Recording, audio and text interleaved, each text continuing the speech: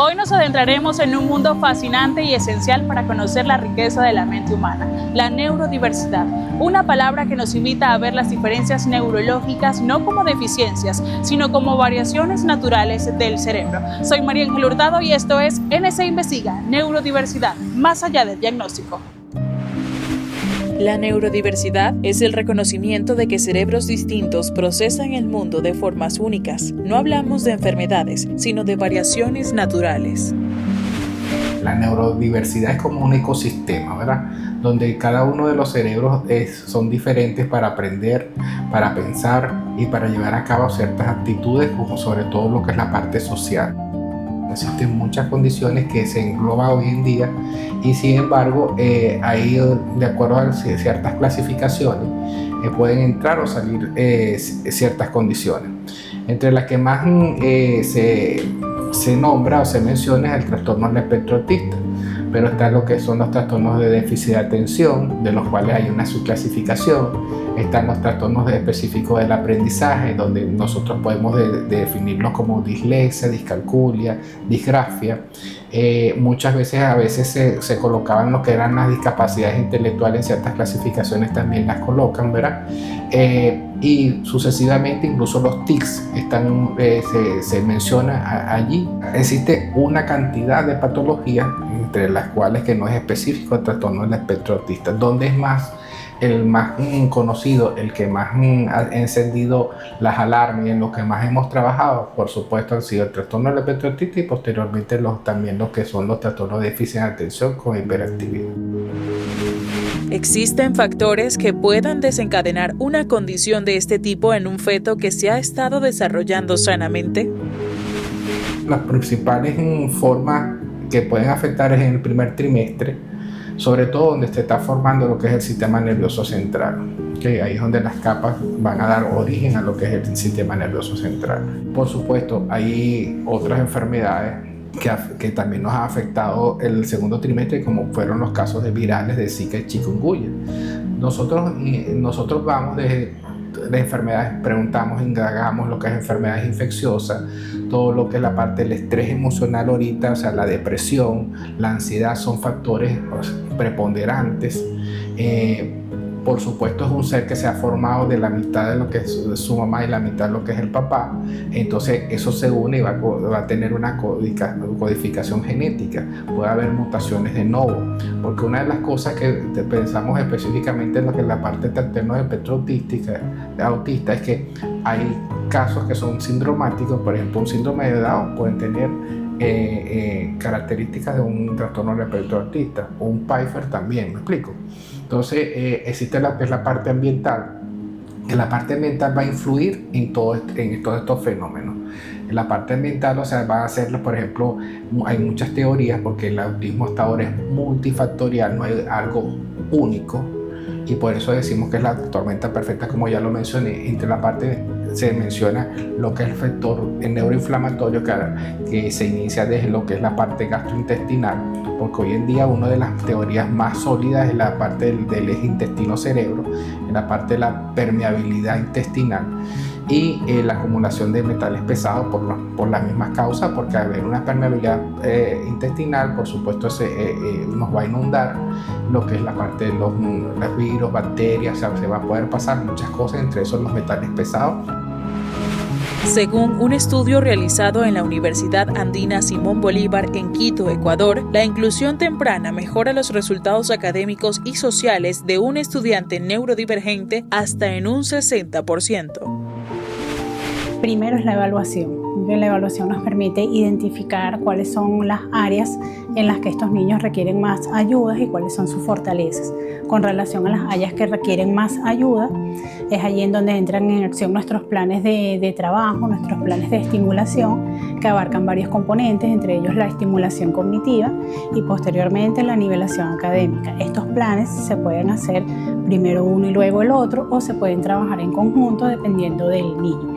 Y asimismo, es importante que trabajemos de la mano de los colegios a través de programas de adaptaciones curriculares. nosotros como especialistas tenemos que visitar los colegios, conocer a los docentes, saber qué están haciendo, cuáles son el pensum de estudios, cuáles son las exigencias de este grado escolar para el niño, y de allí complementar con nuestros planes de trabajo, ¿okay? Aquí es donde entra en juego lo que te decía de estos programas de adaptaciones curriculares, y aquí tenemos que ver si el niño para este momento se encuentra capacitado para poder cursar con este pensum, o se necesita algunos ajustes que le permitan acceder al conocimiento. Algunos de estos niños pueden beneficiarse de un programa de educación regular, pero requieren ajustes, por ejemplo, en las metodologías de enseñanza, en las formas de enseñanza, y esto les va a facilitar más el aprendizaje. En promedio, las terapias se realizan de manera semanal. Hay niños que requieren más sesiones de terapia, 1 o 2 veces por semana, ¿sí? Lo importante es que estas sean consecutivas, porque cuando estas se llevan a cabo de forma constante, de manera semanal, los padres asisten regularmente a terapias, los objetivos se alcanzan con más facilidad y los resultados se ven más rápidamente. Es importante que los padres reciban un acompañamiento psicológico primero para ayudarlos a manejar el tema del diagnóstico y ellos puedan transitar ese proceso de aceptación, que como bien dice la palabra es un proceso y requiere el acompañamiento, porque inicialmente podemos encontrar padres que se niegan, que les cuesta entender por qué está pasando su hijo, por qué presenta algunas conductas. Entonces los psicólogos, el acompañamiento de este profesional es muy importante para ayudarlos a comprender todo esto que está viviendo el niño. Artículos como el de la revista científica Ciencia y Educación demuestra que con la orientación adecuada, estos individuos pueden llegar a un entorno universitario y formarse como profesionales en un área específica. Comprender la diversidad es el primer paso, pero ¿cómo se vive este viaje desde adentro? Momento de hacer una pausa comercial. Al regreso conoceremos el testimonio de 2 padres valientes. Ya volvemos.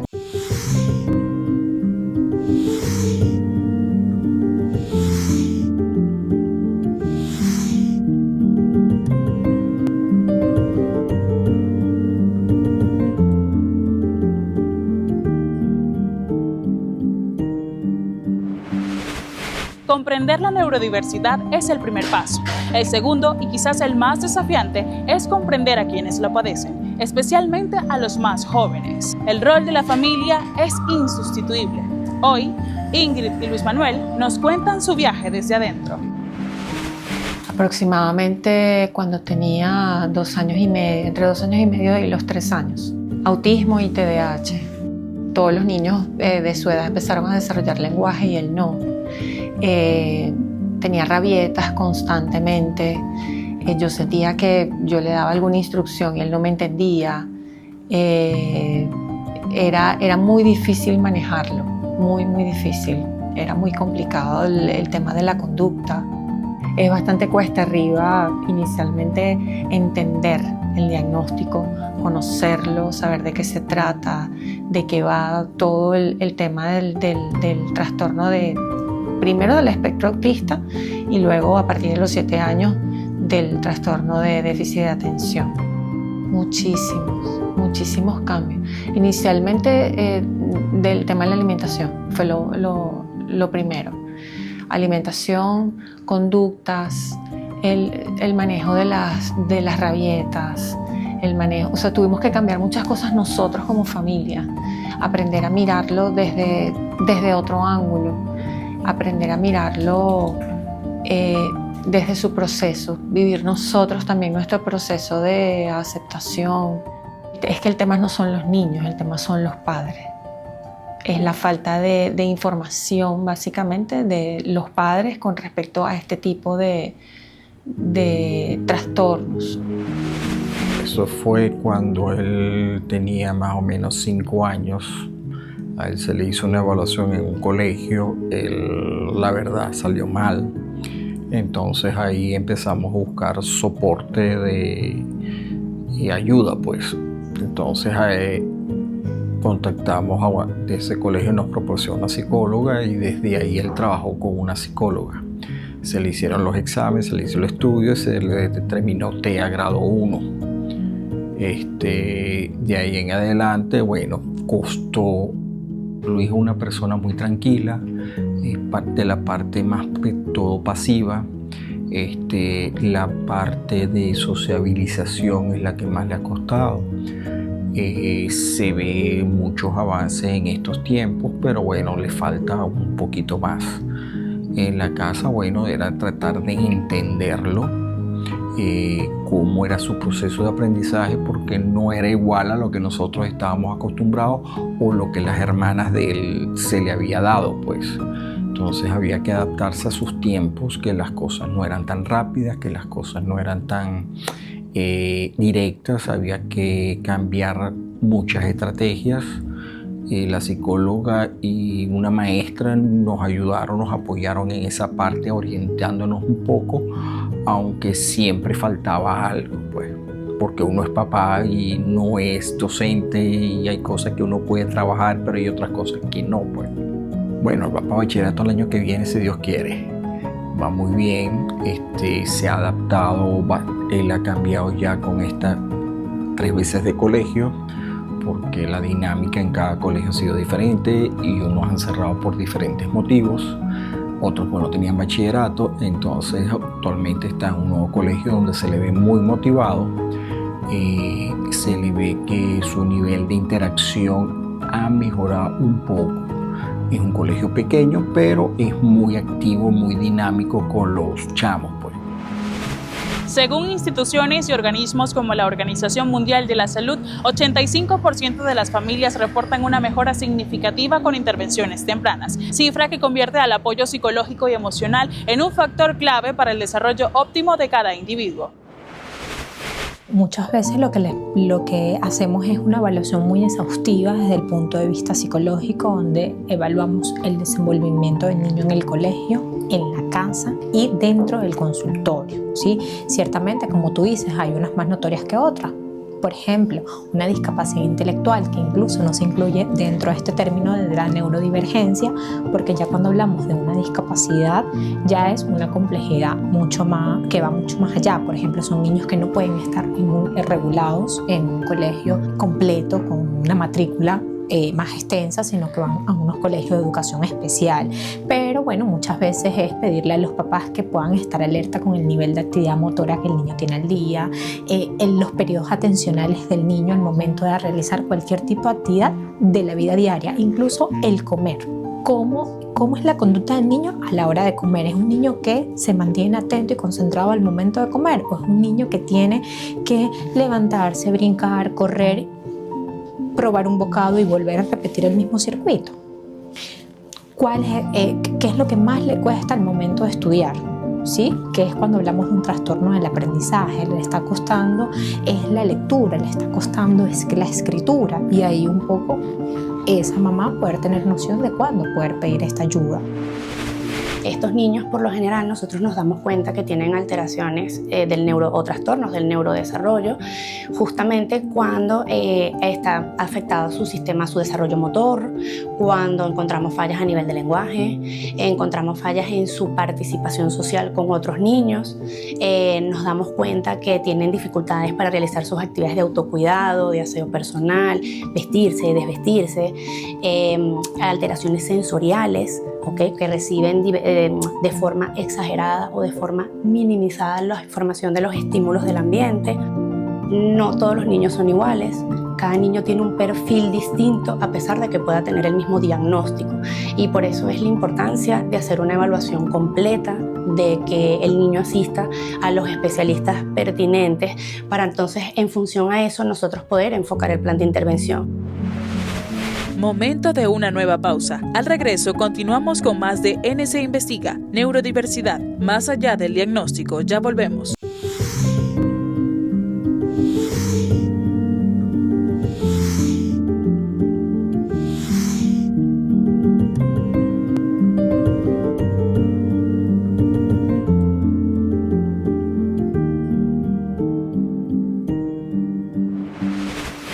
Hemos hablado de lo que es la neurodiversidad, de la importancia del apoyo familiar y emocional, pero ¿qué podemos hacer como sociedad para ir más allá del diagnóstico y hacer de este mundo uno verdaderamente inclusivo?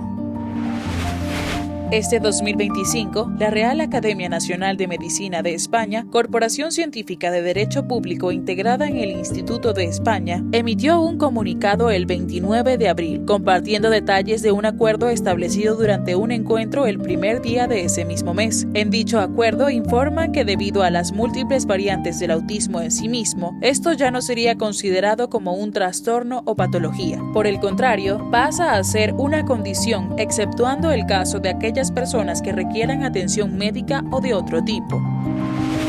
A través del comunicado, la RAMNE destaca que en muchos casos, y especialmente en adultos con identidad autista, estos camuflan sus rasgos para evitar el estigma o rechazo social con técnicas denominadas como enmascaramiento o camuflaje.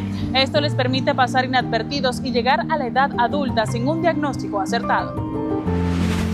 Esta nueva forma de dirigirnos a las personas con identidad autista es un paso gigante con mirada a una humanidad más inclusiva y respetuosa. Entender y valorar la neurodiversidad es tarea de todos. Y es por eso que hoy conoceremos la historia de Beatriz Lemus, pianista y médico especialista en medicina física con autismo nivel 2. La música es mi mejor terapia y yo digo que es mi manera de comunicación más idónea, si se quiere decir, porque con la música realmente me siento libre de poder ser yo, libre de poder expresar lo que yo pienso, lo que yo siento, lo que yo soy. Mientras que a veces las palabras más bien te colocan muchas barreras. De hecho, fíjate tú, lo interesante de esto es que probablemente hace 2 años tú no me hubieses podido hacer la entrevista, porque yo fui no hablante. Entonces hace 1 año y 8 meses aproximadamente es que yo estoy hablando. Y eso ha sido un proceso bastante impactante para mí, pues. O sea, es como que pasar de que yo comunicarme como una tablet a las palabras no es fácil. La gente dice, no, pero ahora es más chévere porque ahora puedes... No, porque ahora tengo que pensar el doble, el triple de lo que tengo que decir. Porque acuérdate que como persona autista lo primero que se me viene a la mente es lo primero que te voy a decir, sin saber si eso puede de alguna manera herirte, y no es mi intención hacerlo, ¿no? Sino que no tenemos ese filtro que tiene una persona con un desarrollo neurotípico. Y bueno, entonces a lo que yo vamos con la música y con la parte de la comunicación, ese problema no lo tienes con la música. Tú en la música te expresas y la gente recibe todo lo que tú tienes para darle. Como que viste en un punto álgido. Fíjate, yo soy una persona de muy pocos amigos. O sea, si tú te pones a ver realmente, a la hora de algún problema, digo, voy a llamar a alguien. ¿Y a quién voy a llamar? O sea, no tengo como esa cercanía con otras personas. No por no querer, sino porque te sientes muchas veces incomprendido. Y para que tú estés en una relación, sea de amistad, sea de pareja, sea de lo que sea, con alguien que no te entiende, es preferible no tenerla. Por un tema de salud, de tu propia salud mental, de tu propio bienestar. Entonces, muchas veces hay personas que te dicen, sí, yo sé que tú eres autista, yo sé que yo te entiendo, pero a veces yo salgo con algo propio de mi condición y ya tú ves cómo las personas se alejan o te reclaman o te reprochan. Mira, pero es que me hiciste. O sea, no lo hice a intención. O sea, lamentablemente muchas veces mi sinceridad llevó a decirte lo que pienso sin yo haber analizado que realmente no debía decir eso. Pero muchas veces, ¿dónde sabes tú cuándo tú debes o no debes decir algo? Entonces, entablar una relación con otra persona cuando tú estás en un espectro, inclusive con personas que están dentro del mismo espectro, es difícil, porque cada uno vive su experiencia a su manera. Entonces no son las mismas las dificultades que yo pueda tener que las que pueda tener otra persona. Entonces a veces a mí me molesta mucho las luces, los sonidos, y entonces podemos estar en un sitio donde estamos 2 personas que probablemente tenemos el mismo diagnóstico, pero yo reacciono de una manera exagerada, comilla exagerada, no, o sea, porque a mí me está doliendo, y esa otra persona me va a decir, pero si es que eso no tiene sentido de que tú reacciones así. Entonces, yo también soy autista y yo no reacciono así. No, O sea, a veces es complejo entender que cada persona, cada cabeza es un mundo. Mira, yo creo que yo me proyecto es día a día. No, me cuesta mucho establecer metas a largo plazo. Porque es lo que te comentaba, yo fui no hablante durante muchos años y es frustrante cuando tú tienes que vivir tu día a día sin saber si tú vas a lograr cumplir con ese ítem planeado. Entonces, por eso mi lema siempre es vivir un día a la vez.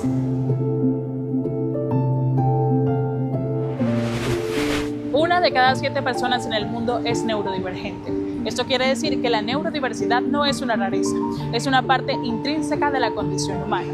Nuestro reto como sociedad es construir puentes, no muros. La verdadera inclusión no es solo tolerar, es formar y construir un futuro donde todos podamos alcanzar el máximo de nuestro potencial. Hemos llegado al final del programa de hoy. Soy María Ángel Hurtado y para mí ha sido un placer acompañarlos en esta edición de NC Investiga, Neurodiversidad, más allá del diagnóstico. Hasta la próxima.